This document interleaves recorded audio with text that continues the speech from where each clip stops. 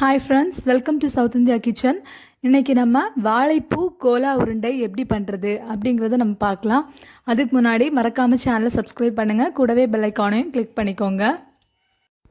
இந்த ரெசிபி பண்ணுறதுக்கு நான் இங்கே 1 கப் அளவுக்கு வாழைப்பூவை சின்னதாக கட் பண்ணி எடுத்துருக்கேன். இந்த மாதிரி கட் பண்ணி எடுத்துக்கோங்க. அப்புறமா ஒரு பாத்திரத்தில் 2 கப் தண்ணி ஊற்றி சூடு பண்ணிக்கோங்க. அதில் கொஞ்சமாக மஞ்சள் சேர்த்துடலாம். கூடவே கொஞ்சமாக உப்பு சேர்த்துக்கோங்க. இதில் நம்ம கட் பண்ணி வச்சுருக்க வாழைப்பூவை சேர்த்து கொதிக்க வைக்க போகிறோம். இந்த மாதிரி பண்ணிங்கன்னா தான் வாழைப்பூவில் இருக்க பிசுப்பெல்லாம் மாறி நமக்கு ஃப்ரெஷ்ஷாக கிடைக்கும். நல்லா கலந்து விட்டுக்கோங்க. நல்லா கொதிக்கணும். கொதிக்கிற வரைக்கும் நல்லா வேக வச்சிடலாம்.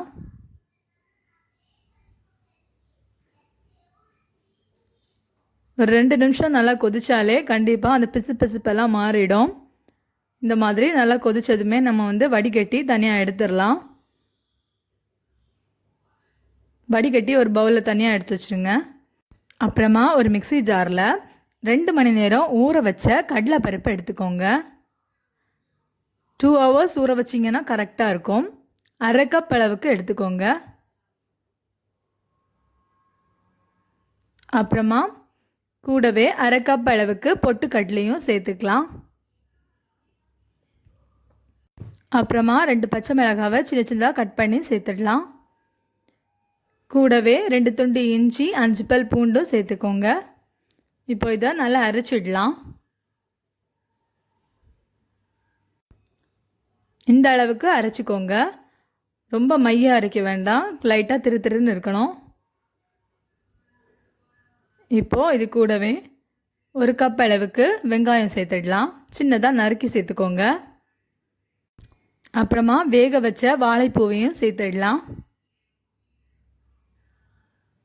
கூடவே சின்னதாக நறுக்கின கறிவேப்பிலை, 1 ஸ்பூன் உப்பு சேர்த்து நல்லா மிக்ஸ் பண்ணிடலாம்.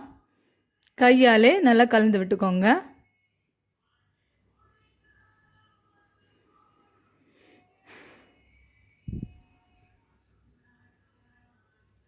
நல்லா கலந்த அப்புறமா இப்போ உருண்டை பிடிக்கிறது எப்படின்னு பார்த்துக்கலாம்.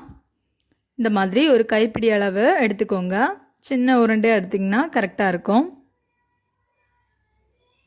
இந்த அளவுக்கு உருண்டை பிடிச்சிக்கோங்க. இந்த மாதிரி உருண்டை பிடிச்சி பண்ணிங்கன்னா கோலா உருண்டைன்னு சொல்லுவாங்க. அதையே இந்த மாதிரி தட்டி ஷேப் பண்ணி எடுத்திங்கன்னா வடைன்னு சொல்லுவாங்க. உங்களுக்கு பிடிச்ச மாதிரி எந்த ஷேப்பில் வேணாலும் நீங்கள் பொரிச்சிக்கலாம். இப்போது ஒரு பேனில் எண்ணெய் சூடு பண்ணிக்கோங்க. எண்ணெய் சூடானதுமே நம்ம இந்த மாதிரி உருட்டி வச்சுருக்க உருண்டையை இதில் போட்டுடலாம். எண்ணெய் மீடியம் ஹீட்டில் இருக்கணும். ஒவ்வொரு உருண்டையாக போட்டுடலாம்.